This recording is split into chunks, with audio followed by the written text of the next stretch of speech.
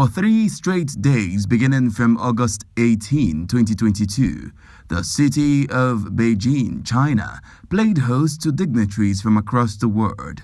The 2022 Global Smart Education Conference, hosted jointly by the Beijing Normal University and UNESCO Institute for Information Technologies in Education, UNESCO IITE. The Global Smart Education Conference was dedicated to the theme of the intelligent technology and digital transformation in education and featured 10 forums, including Forum on Digital Transformation and Smart Education, Forum on Smart Village and Transformation of Rural Education, and high-level dialogue on integration and innovation of technology and education. The Global Smart Education Conference has been organized as an annual event since 2016.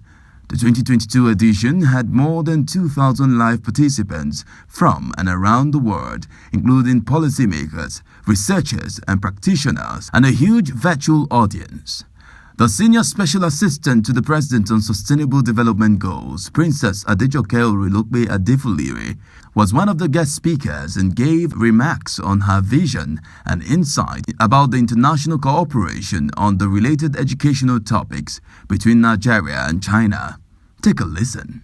Give me great pleasure to deliver this remark at the 2022 Global Smart Education Conference organized by the Beijing Normal University and UNESCO Institute of Information Technology in Education. Let me congratulate the leadership of the Beijing Normal University and that of UNESCO Institute for Information Technology in Education for this strategic initiative and partnership. Indeed, this Global Smart Education Conference provides me the opportunity to address you all, with many of you joining virtually from across the world. This certainly reflects the importance and benefits of digital transformation.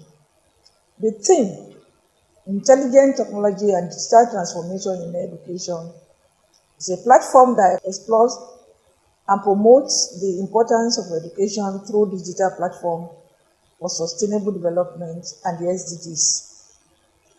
Let me reaffirm that quality education is the basic building block of any society.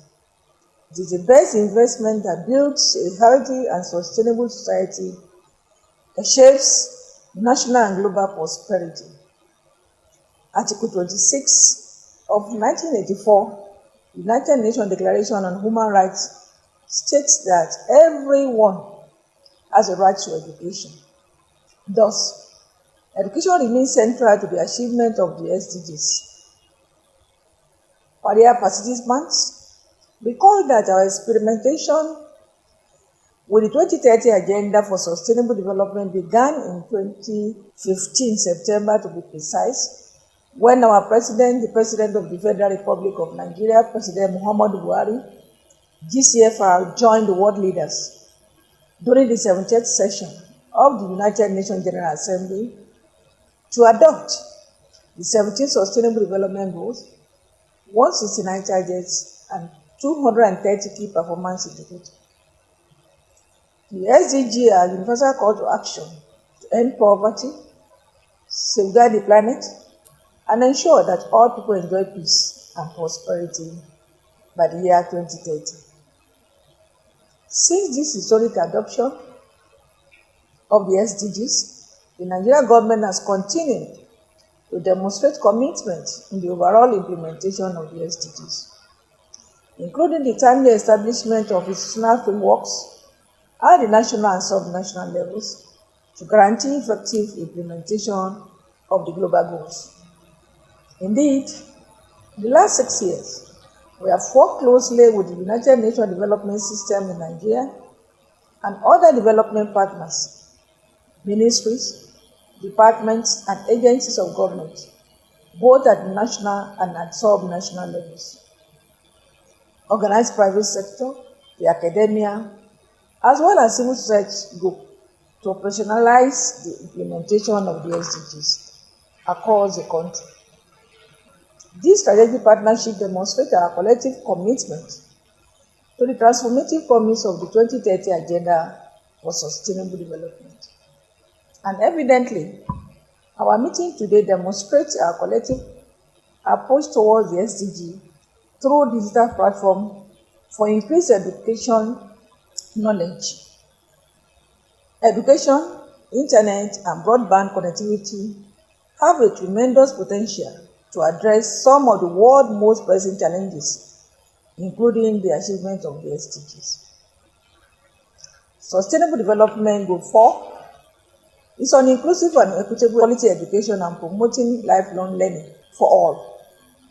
And specifically, SDG Target 4.7 ensures that by 2030, all learners acquire the knowledge and skill needed to promote sustainable development, including, among others, through education for sustainable development and sustainable lifestyle, human rights, gender equality, to also promote a culture of peace and non-violence, global citizenship, and appreciation of cultural diversity and of cultural contribution to sustainable development. My dear participants, we have witnessed a new normal since the COVID pandemic waves, and this confirms the reality of what digitalization and digital transformation offers with respect to accelerating the implementation of the SDG in Nigeria. The impact of pandemic made the already fragile education system more acute and made a discussion on the digital transformation a tropical issue. While digital connectivity helped mitigate the devastating impact of schools closure, as a containment measure of COVID-19 pandemic, a sharp digital divide that already existed between the haves and the have-not was exacerbated, forcing about 94% of learners worldwide to continue to have their education virtually, regardless of whether they have connectivity and safe access to the internet. Undoubtedly, the impact of the pandemic has regressed the already developmental gains and progress made on SDG in recent years, especially those related to education, gender equality, industry, innovation and infrastructure, reduce inequality, and promotion of peace and end violence and abuse. In our dear country, Nigeria, pre-COVID-19 pandemic, about 10.5 million children aged between 5 and 14 were not in school. Today, more than 9.7 million children are at risk of never returning to school for their learning and are affected by the other factor, thereby increasing the number of out-of-school children. While the negative impact of the pandemic is severe, it also provides an opportunity and attention to the importance of connectivity both at school and at home. It's also brought a deeper understanding of many dimensions of the digital divide, equity gap, and issue around the children's safety online. It provides the opportunity to government the need to work closer with the development partners to remove technological barriers and lower connectivity costs, as well as the need to invest in digital infrastructure and digital literacy, especially for marginalized populations. For example, in Nigeria, the federal government, UNICEF, and other partners launched Nigeria Learning Passport online, mobile, and soon to be offline learning. That platform that will provide continuous education to 3 million learners in 2022 alone. This is to ensure continuity of learning for all children and the resilience of education system to future shocks. Digital transformation holds a greater opportunity for Nigeria and has proven to improve digital literacy because the sector is fast evolving, with the ICT sector now representing 13% of Nigeria's GDP. Accordingly, ladies and gentlemen, our office has partnered with several stakeholders to complement government's efforts in advancing the cause of sustainable development and, by implication, ensuring access to education through digital platforms. the Smart Classroom and Digital Education Initiative. This is in partnership with Chinese digital technology company, the NetDragon website. The regeneration of basic education in Nigeria.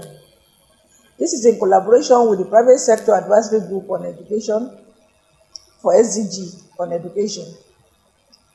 And on the group Cluster 3, which focuses on SDG 4 on quality education, independent evaluation of SDG 4, education in Nigeria, evaluation of effectiveness and impact of SDG 4 in partnership with UNICEF, curriculum development in collaboration with the Sustainable Development Solution Network, based in Nigeria at the National Education Research and Development Council, amongst others. Distinguished participants, it is very pertinent to state that digital transformation has a great multiplier effect, as this will allow not only the teachers, but also the pupils to be more productive and thus save the time lost in getting to the school and by implication reduce carbon footprint. While reaffirming Nigeria's commitment to the successful implementation of the SDG through digitalization, I want to conclude with this statement from the Deputy Secretary General of the United Nations. My dear sister Amina Mohammed, and I quote, "Until we tackle this digital education divide, together with rural-urban divide, generation divide, and gender divide, the opportunity offered by the digital transformation of education will remain out of reach for billions." End of quote. I look forward to working closely with you all in this decade of action for the global goals so that no one is left behind.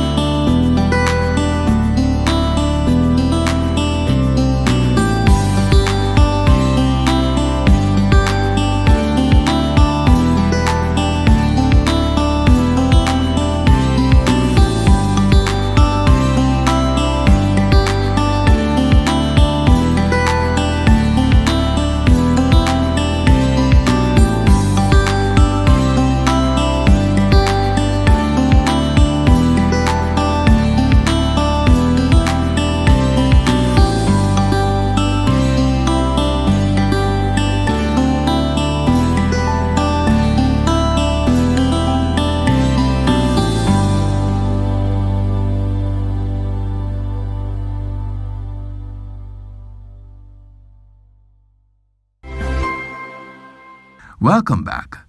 On the 25th of August 2022, the Office of the Senior Special Assistant to the President on Sustainable Development Goals and her strategic partners, the United Nations Children Education Funds, UNICEF, and the National Bureau of Statistics, will be launching the evaluation report on Goals 3 and 4 at the Presidential Villa.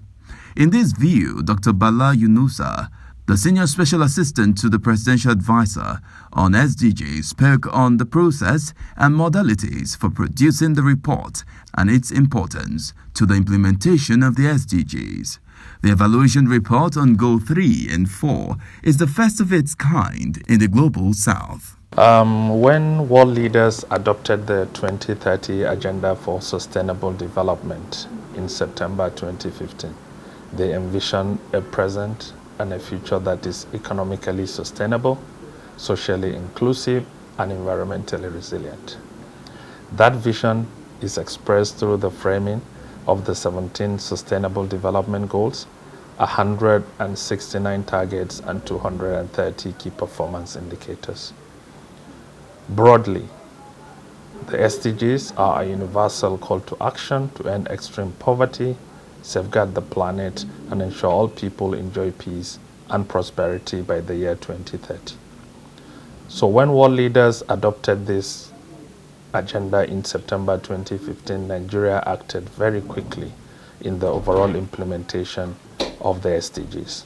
And that happened with the establishment of appropriate institutional framework at the national and at the subnational level to guarantee effective implementation of the SDGs.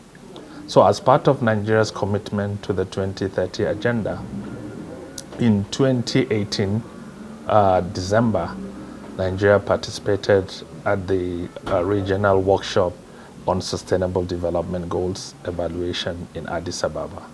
And Nigeria showcased its institutional framework and also, along with other member countries, advocated for country-led evaluation of the SDGs. And it is important because in Nigeria, one of the core mandates of the Office of the Senior Special Assistant to the President on Sustainable Development Goals is that of monitoring, evaluation, documentation, and reporting for the SDGs. So to give that mandate the needed impetus, in the wisdom of Her Excellency Princess Adejoke Orologbe Adeflure, the Senior Special Assistant to the President on Sustainable Development Goals, commissioned the independent evaluation of priority SDGs.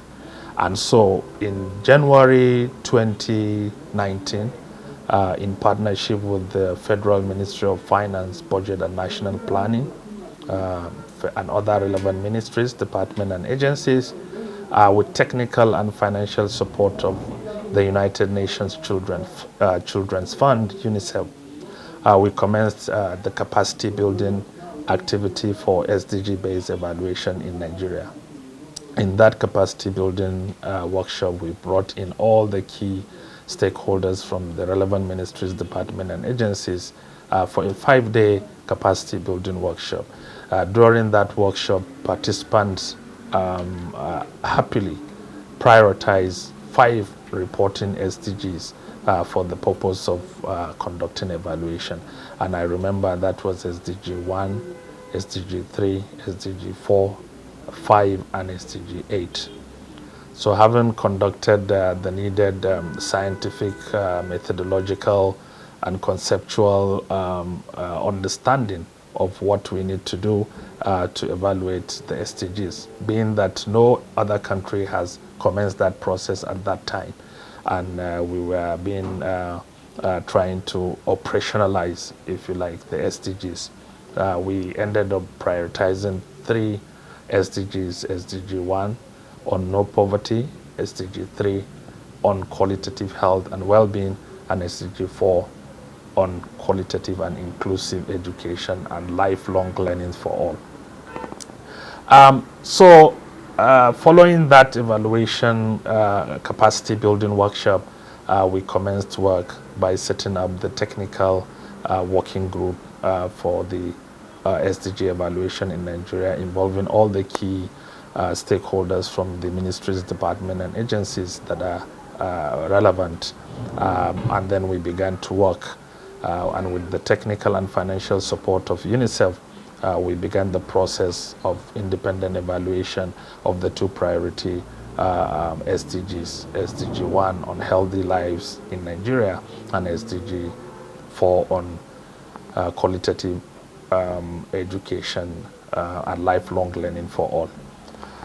In the process, we looked at the national policy on education and that of health, and make sure that they mainstream the SDGs into their sectoral policies and plans.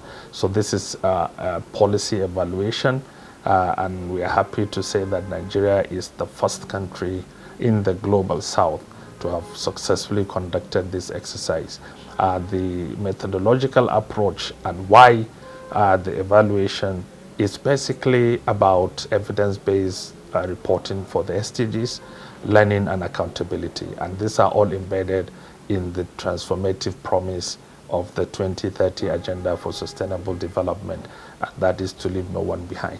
So we needed to understand what is working and what isn't working, and then how best we can use the key recommendations from the evaluation to improve policy implementation for the SDGs.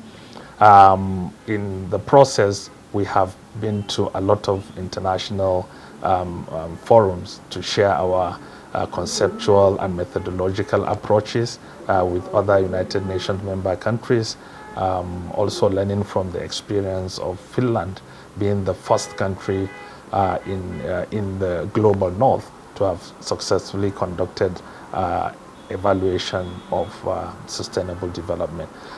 So today Nigeria is leading on the global south in terms of successfully conducting independent country-led evaluation of diseases. And we are also leading and spearheading other member countries at the United Nations to get a standalone United Nations resolution on country-led SDG evaluation. It is a clear demonstration of Nigeria's commitment to the 2030 Agenda for Sustainable Development. This report will be launched by His Excellency, the Vice President of the Federal Republic, on the 25th of August 2022, and all key stakeholders will be in attendance. All the relevant ministries, departments and agencies, the diplomatic and international community, and more importantly, the subnational governments, because the evaluation, it's a national evaluation, and we had to select a number of states to conduct primary research to ensure that, like education and health are on the concurrent legislative list.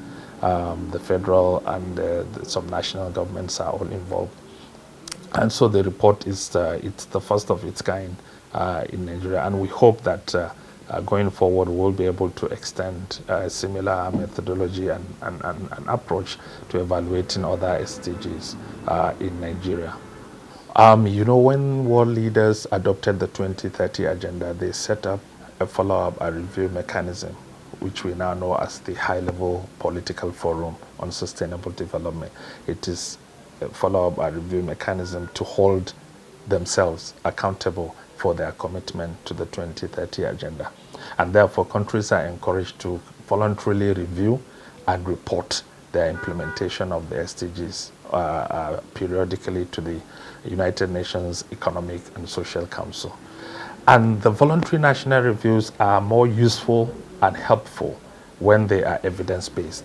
And the only way to do an evidence-based voluntary national review, which Nigeria did, the first one in 2017 and the second one in 2020, is through country-led evaluation. You must be able to evaluate what is being implemented and then report on evidence base. So one of the key, if you like, objective of the evaluation is to enable countries to do evidence-based voluntary national reporting.